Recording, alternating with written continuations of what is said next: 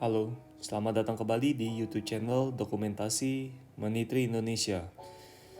Terima kasih untuk yang sudah subscribe.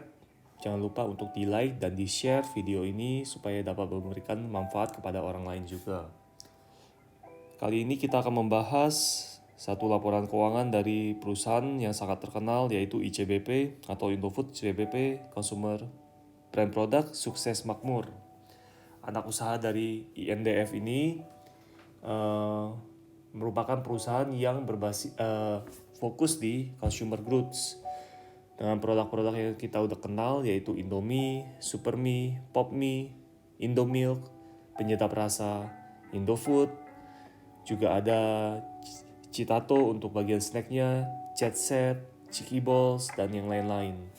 Kalian juga bisa lihat secara lengkap produk-produknya di laporan keuangan atau di website perusahaan. Jadi seperti biasa kita akan mulai pada bagian penjualan terlebih dahulu. Penjualan hingga di bulan 9 di tahun 2020 tercatat mengalami kenaikan. Kenaikan ini setelah dihitung sekitar 3,37%. Nah, penjualan ini sesungguhnya mengalami kontraksi jika dibandingkan kuartal yang lalu. Di kuartal yang pertama, penjualan itu tercatat sekitar 12 triliun. Di kuartal kedua, perusahaan itu masih tercatat sekitar 11,04 triliun. Penurunan ini karena periode PSBB. Dan penurunan ini setelah dihitung sekitar 8,04% kuartal on kuartal. Di kuartal 3 mengalami penurunan kembali sekitar 10,85 triliun yang tercatat. Dan penurunan ini sedikit lebih terkendali karena memang di kuartal ketiga bisnis sudah boleh running hampir mendekati normal, tetapi dengan batasan-batasan yang masih ada. Nah, di sini mungkin terjadi pent up demand untuk membayar kegagalan pengiriman di kuartal 2 sehingga penurunan tetap terjadi tapi nggak sebanyak di kuartal kedua. Penurunan ini sekitar 1,73% kuartal on kuartal. Lalu untuk COGS atau Cost of Goods Sold di sini tercatat hanya mengalami kenaikan 0,167%. Jadi nggak terlalu perlu kita bahas ya. Angkanya sangat stabil, nggak terlalu banyak kenaikan. Sehingga di gross profit atau laba bruto perusahaan tercatat itu sekitar naik 9,51%. Nah, di sini juga sama seperti di bagian penjualan. Ternyata karena pengetatan ini, perusahaan ini mengalami penurunan laba bruto. Di laba bruto kuartal 1 tercatat sekitar 4,18 triliun. Di kuartal kedua, periode kuartal 2 itu tercatat sekitar 4,15 triliun. Di kuartal ketiga itu tercatat lagi sekitar 4,00 triliun. Nah, jadi ini ada trennya turun. Di kuartal kedua itu turun sekitar 0,83% kuartal on kuartal. Dan di kuartal ketiga itu turun sekitar 3,61% kuartal on kuartal.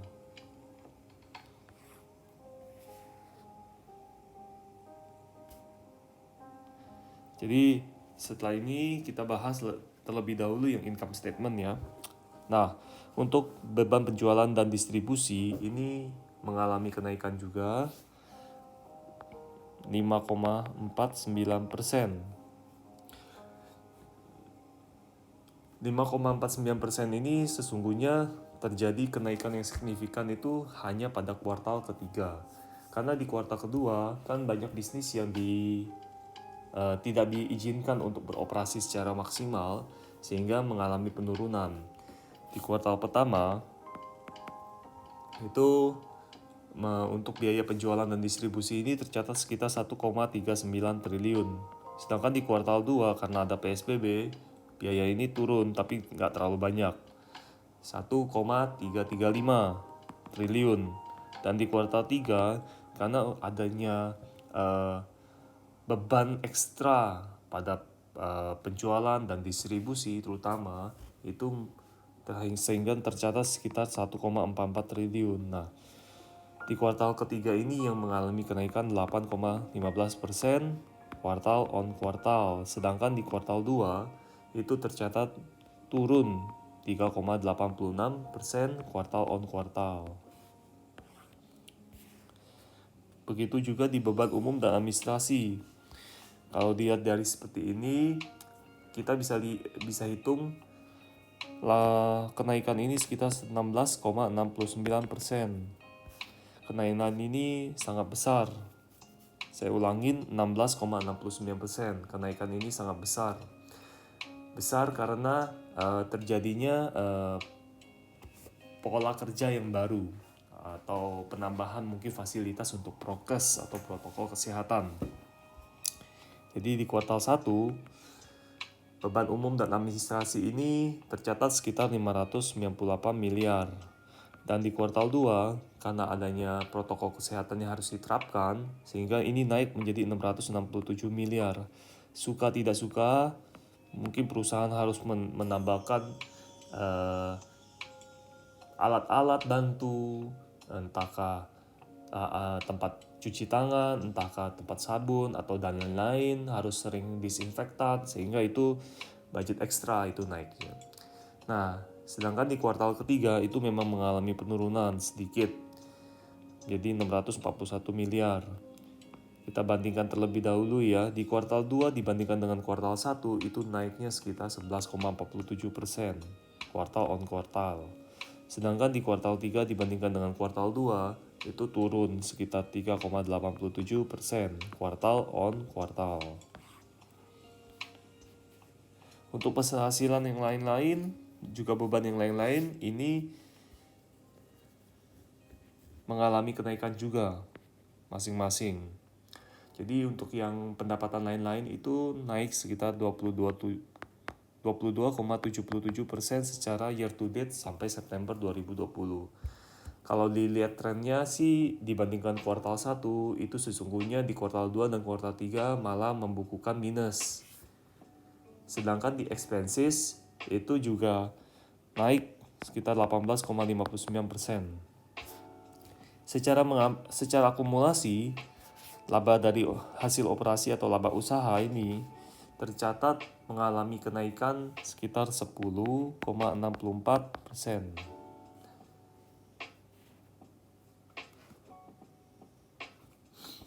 Nah, lalu kita masuk ke bagian bawahnya, penghasilan keuangan, beban keuangan, pajak final atas penghasilan bunga, hingga beban atau bagian dari rugi neto entitas asosiasi dan ventura bersama.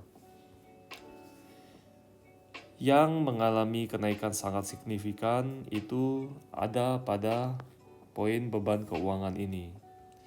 Kita mengetahui bahwa perusahaan melakukan akuisisi jumbo,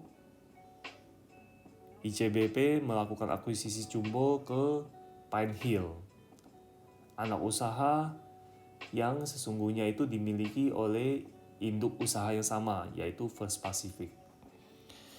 Akuisisi ini dibiayai menggunakan pinjaman jangka panjang dari bank, sehingga suka tidak suka beban keuangan akan meningkat signifikan.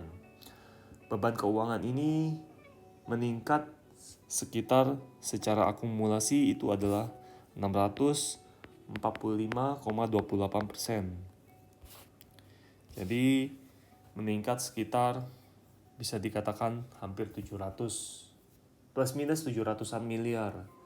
Seandainya kalau 700-an miliar ini tetap disimpan di dalam sebagai laba, tentunya itu apakah lebih bermanfaat untuk perusahaan? Ya kita bisa lihat nantinya. Lalu setelah dilakukan perhitungan sampai di laba sebelum beban pajak penghasilan, itu tercatat ternyata karena beban biaya keuangan ini maka laba sebelum pajak itu tercatat malah turun 0,15%. Jadi dari dia awalnya positif di atas 10%, malah menjadi turun.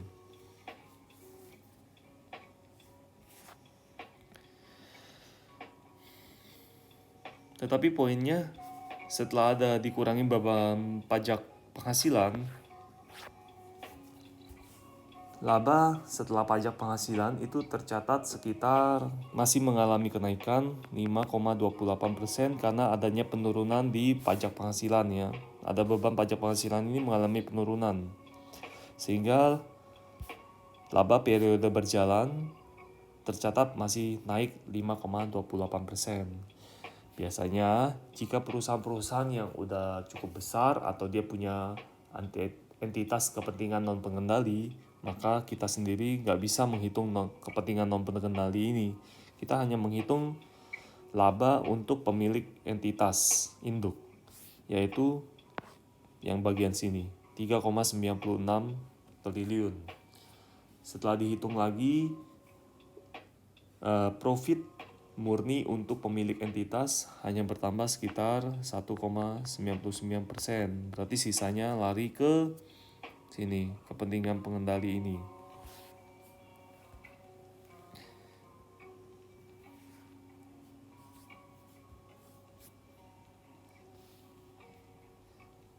Kita sekarang masuk bagian arus kas. Untuk arus kas dari ICBP di year to date September 2020 itu terlihat ada kenaikan dari penerimaan kas pelanggan. Tentunya ini bagus karena ketika terjadi PSBB kita tahu perusahaan pasti akan membutuhkan biaya yang luar biasa besar, cash yang luar biasa besar untuk merunning perusahaannya. Jadi income dari customer ini atau pembayaran dari customer ini bertambah sekitar 3,06%. Saya catat sebelah sini ya.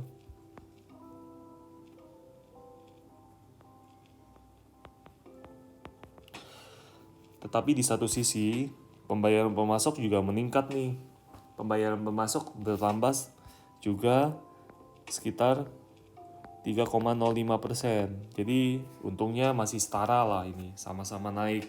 Dan naiknya juga bisa dikatakan hampir sama, sehingga masih tetap stabil lah perusahaan ini. Nah, sedangkan pembayaran untuk produksi dan operasional itu terlihat menurun ya.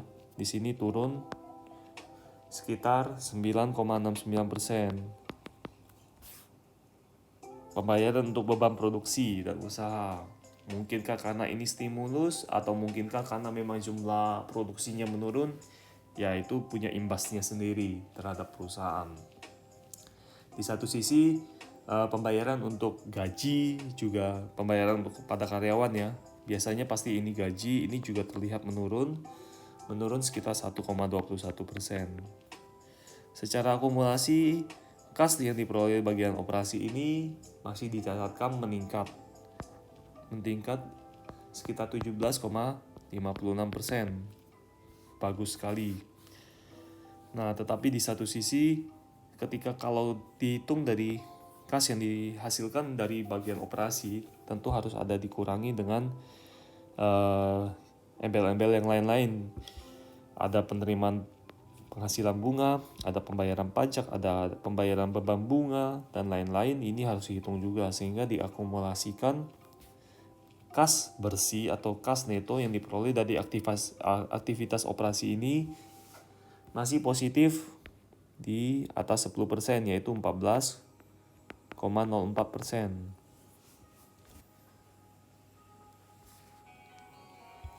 Jika masuk ke aktivitas investasi, kita bisa melihat bahwa adanya penambahan akuisisi atas entitas anak baru yang setelah dikurangi kas yang diperoleh, maka tercatat sekitar 32,7 triliun.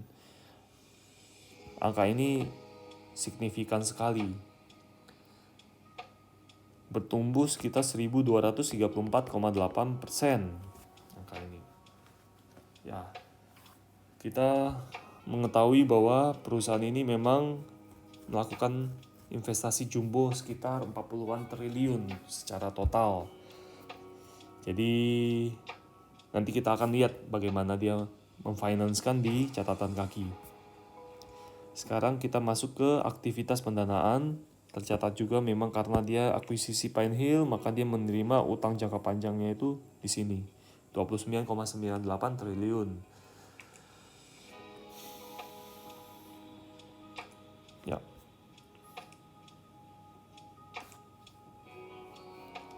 Kita sekarang masuk ke bagian aset.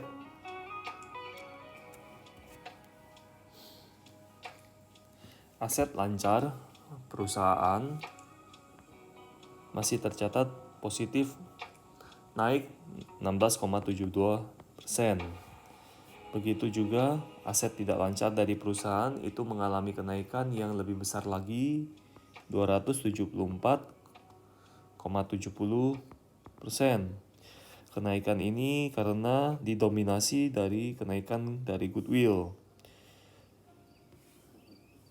Sedangkan kalau di aset lancar itu banyak memang dominasinya ada di bagian piutang ini.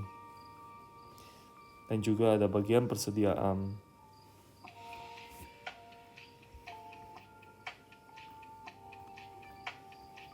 Secara akumulasi, total aset itu mengalami penambahan 163,91%.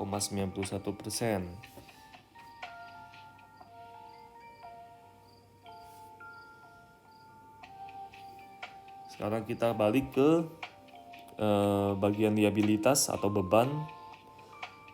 Beban perusahaan ini tercatat mengalami kenaikan sebesar 31,05% untuk beban lancarnya. Sedangkan beban yang tidak lancarnya itu tercatat naik 736,87%. Sekali lagi kita bisa lihat di bagian sini yang naik signifikan. Secara akumulasi, total beban itu tercatat mengalami kenaikan 352,46%.